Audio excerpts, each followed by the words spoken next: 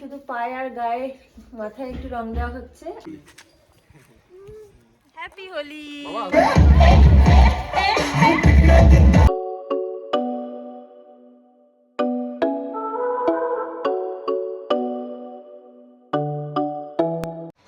High guys, very good morning and welcome back to our channel. আজকে হলো আমাদের বসন্ত উৎসব।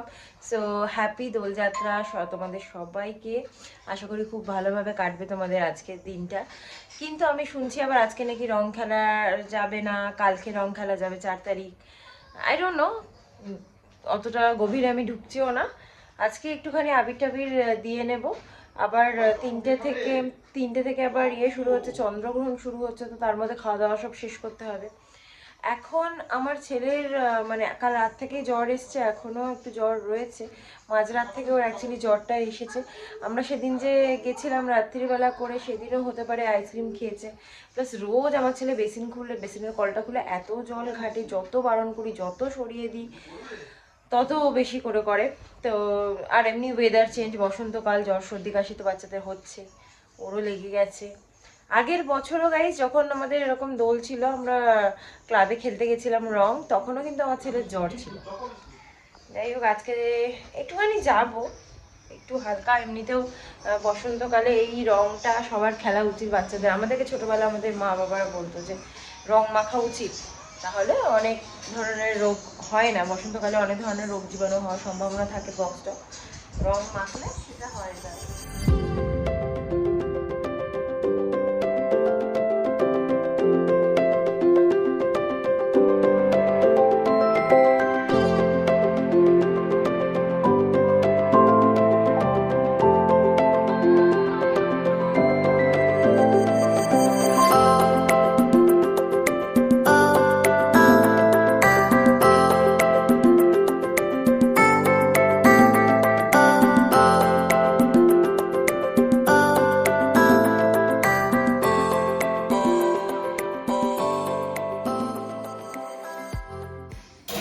কে বলবে জ্বর আমার গুলুটা? কে বলবে?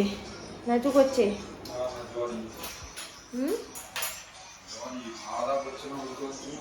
খাচ্ছে না গাইস। সৌরভ একটুখানি ওকে প্যানকেক করে দিয়েছে, খাচ্ছে না গাইস। সৌরভ আরো বোম নিয়ে এসছে, দুটো ছিল, আরো 3টে নিয়ে এসছে সৌরভ। পপার গুলো কি হয়েছে? চকো চকো দাও, খুলে দিচ্ছি, দাও দাও। এখন একটু চকলেট দিলাম, অন্তত চকলেটটা খাক। কিছু খাচ্ছে না। সব অকেশনই পালন করি, কিন্তু সব অকেশনেই আমার আম্মার কথা খুব মনে পড়ে। কারণ কি সমস্ত মানে হোলি বলো, সব অকেশনগুলো বলো, বাড়িতেই থাকতাম আর বাড়িতেই সেলিব্রেট করতাম। বেশি আমি কখনোই খুব একটা বন্ধু বান্ধব বাইরে আমি কোনোদিনই যেতাম না। সৌরভের সাথেও বিয়ের আগে কখনো হোলিতে দেখা করিনি, মানে সম্পূর্ণটা হোলিটা বাড়িতেই থাকতাম। আর হোলি শুরু করতাম আমরা আম্মাকে রং দিয়ে। তো আম্মাকে আগে পায়ে রং দিয়ে প্রণাম করতাম, তারপরে আমরা বাকি সব কিছু করতাম আর কি। তারপর আমরা নিজেরা রং টং খেলতাম। সেরকম অকেশনে খুব মিস করি আমার আম্মাকে। তবুও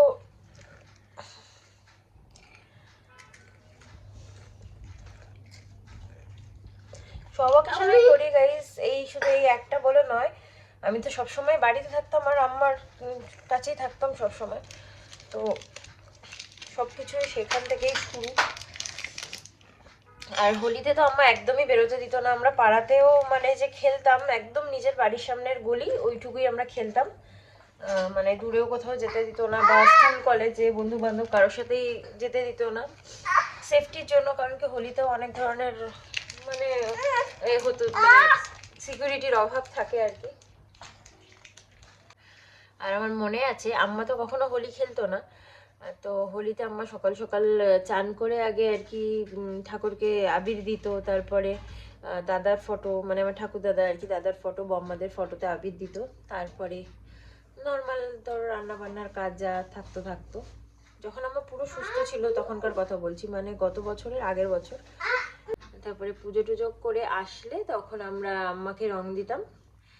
মানে রং আম্মা তো কোনোদিনই খেলেনি, আমরা দিতামও না, আম্মা নিতও না। এমনি একটু আবির আমার পায়ে দিতাম, আর একটু গালে আমি আবির দিতাম। আমি আর আমার ভাই গালে আবির দিত, মা বাবা আম্মাকে পায়ে আবির দিত, ব্যাস এইটুকুই। ম্যাক্সিমাম হয়তো একটা টিপ, ব্যাস, আর কিছুই হতো না। আর বাড়িতে আমার মনে আছে হোলির সময় আমাদের নিরামিষ, যেহেতু পূর্ণিমা, দোল পূর্ণিমা, নিরামিষ, চিনি টিনি দিত মাও। আর এমনি পোলাও, বেগুনি, আলুর দম এই ধরনের খাওয়া দাওয়া করা হতো, বা কখনো খিচুড়ি তার সাথে তরকারি, এরকম মানে নিরামিষই খাওয়া হতো আর কি, একটা অন্যরকম ভাইব। আর এখন হচ্ছে গোপু সোনাকে রং দেওয়া হচ্ছে। গোপু সোনার জন্য নতুন জামা আনা হয়েছে, কিন্তু সেটা চান করিয়ে পরা হবে। এখন শুধু পায়ে আর গায়ে, মাথায় একটু রং দেওয়া হচ্ছে, আবার চান করে আমিও দেবো। সব ঠাকুরকে রং দিয়ে দাও। হ্যাপি হোলি গোপু সোনা, হ্যাপি হোলি। আমাদের বাড়িতে সবসময় গাইজ, আমাদের বাড়িতে মানে যাই হতো, সে মানে হোলি হলেও ঠাকুরকে আগে রং দেওয়া হতো, ঠাকুর ঘরে মারা চান করে আগে দিত, তারপরে হোলি খেলার পরে আবার চান করতো। আর বা যে কোনো অকেশনে আগে আমাদের বাড়িতে সকাল সকাল ঠাকুরের পুজো হয়, তারপরে আমাদের যে কোনো অনুষ্ঠান সেলিব্রেশন হয়। হ্যাপি হোলি করে দাও, হ্যাপি হোলি। আচ্ছা দেবে হ্যাপি হোলি করে দাও। এখানে রংটা নাও, রংটা নাও। আচ্ছা আগে হ্যাপি হোলি করে। আচ্ছা হ্যাপি হোলি করে নাও। আচ্ছা দেবে, প্রসাদ দেবে বাবা। গোপু দাদাই প্রসাদ দেবে। গাইস দেখো ওই পাশে দিয়ে রাখা হয়েছে মিষ্টিটা, আমি তোমায় বললাম কেন দিলে আগে। আচ্ছা ছাড়ো। এখন একটু ব্রেকফাস্ট করে নিই। ছেলেটা তো কিছুই খেলো না, চকলেটটাও পুরো খেলো না। ব্রেকফাস্টটা করে আমরা একটু হোলি খেলতে গাইস আমরা রেডি হয়ে বেরিয়ে পড়েছি হোলি খেলতে। এখন সৌরভ জ্বালাচ্ছে। বাবা যা যা যা যা যা বাবা, টুপি পরে নাও, রোদ প্রচন্ড রোদ। উফ বাবা সরে আমাকে চায়। হ্যাঁ টুপি পর, তাড়াতাড়ি পর। ওই আরে ওর দিকে করছো কেন?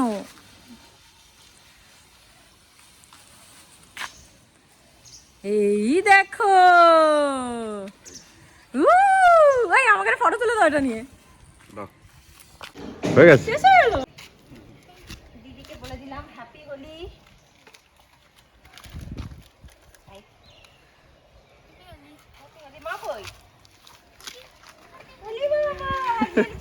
তুমি দিদিকে দিয়ে দাও, দিদিকে দিয়ে দাও।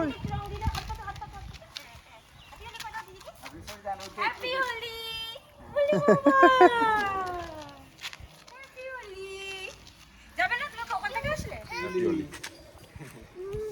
হ্যাপি হোলি। অল্প অল্প অল্প, ওকে বেশি না, ওকে বেশি না। তুমি কতটা দিচ্ছ ছেলেকে? বলে হ্যাপি হোলি। ঠিক আছে চলো এই ধরো। হ্যাপি হোলি।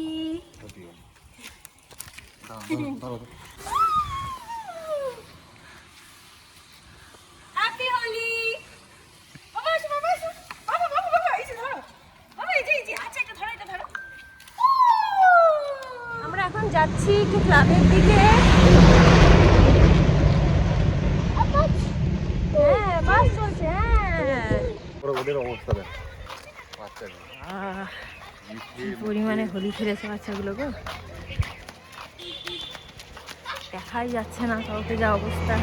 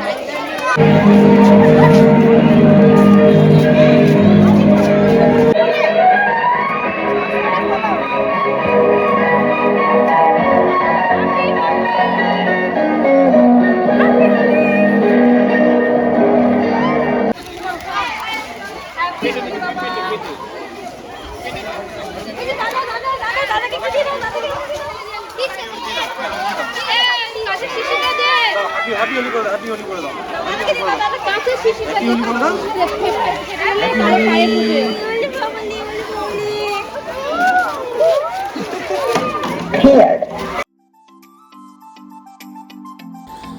আসতে না আসতেই একেবারে ভূত হয়ে গেছি, দেখতেই পাচ্ছ। সবাই কিন্তু ভীষণভাবে খেলা শুরু করে দিয়েছে, ওদিকে আবার জল দিয়েও খেলা চলছে। আমি আবার ওর পিচকারিটাতে একটুখানি রং ভরে নিয়ে এসেছি। বাট ওর দেখো খেলার কোনো ইন্টারেস্ট নেই, ও খালি ক্লাবের মধ্যে যাবে সুইচ টিপে। তবুও আমরা চেষ্টা চালিয়ে যাচ্ছি যতক্ষণ ওকে বাইরে রাখা যায়।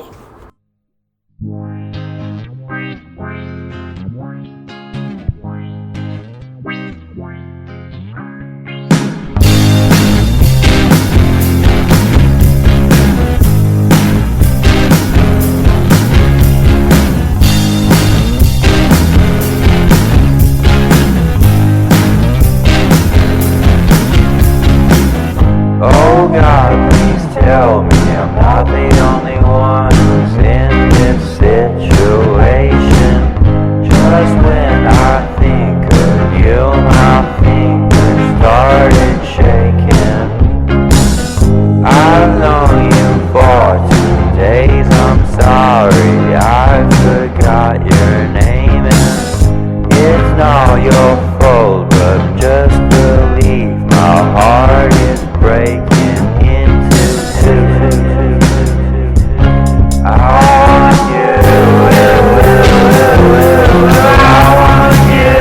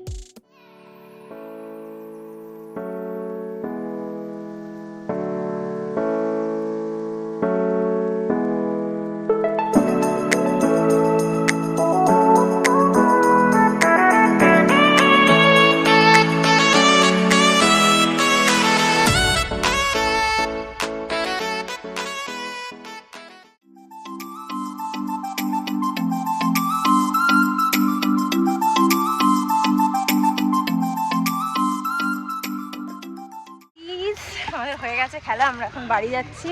চলো আগে মনে হচ্ছে উঠে যাবে, আমি নারকেল তেল মেখে এসেছিলাম। আর গাইস, সৌরভ এই মাস্কটাও এনেছিল, মাস্কটা তো পরা হয়নি, তাই জন্য আমি বাড়িতেই পরে তোমাদেরকে দেখিয়ে দিলাম যে মাস্কটাও সৌরভ এনেছিল। বাট আমার ছেলে একটুও ভয় পায় না এতে, দেখো ভেবেছিলাম একটু ভয় দেখাবো।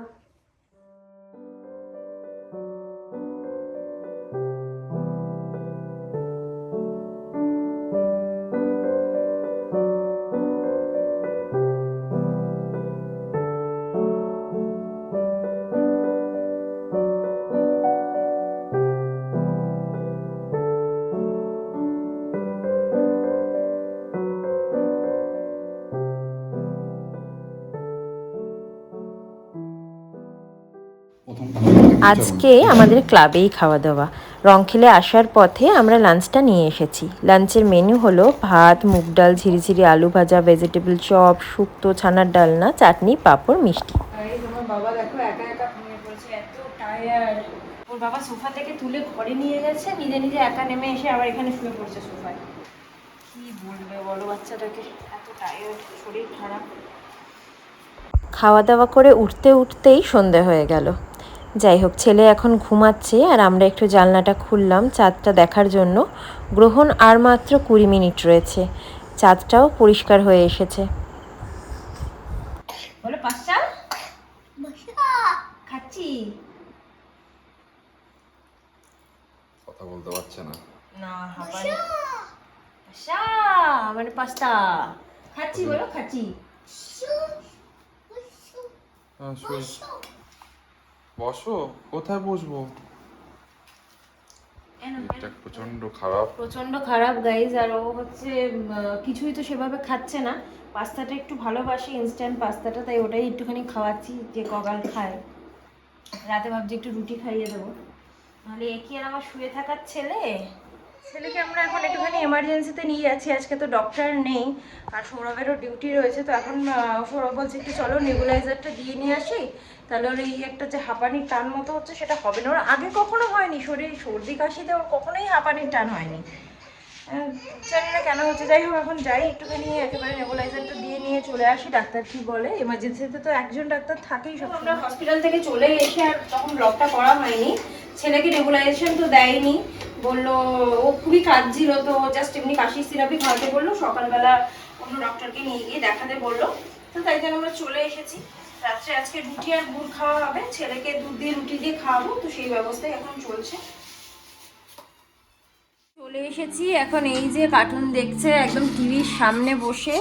আজকে আর কিছু বলছি না, যা করতে চাইছে করুক। একটু রুটিটা খাচ্ছে, দু এক গাল সবে খেয়েছে, তখন তো পাস্তাটা বললাম এক ফোঁটাও খাইনি।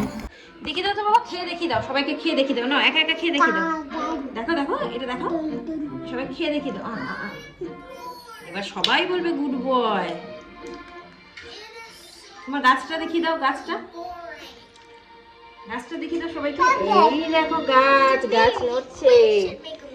তুলসী পাতা দেওয়া ছিল ওর মধ্যে, বলছে গাছ গাছ।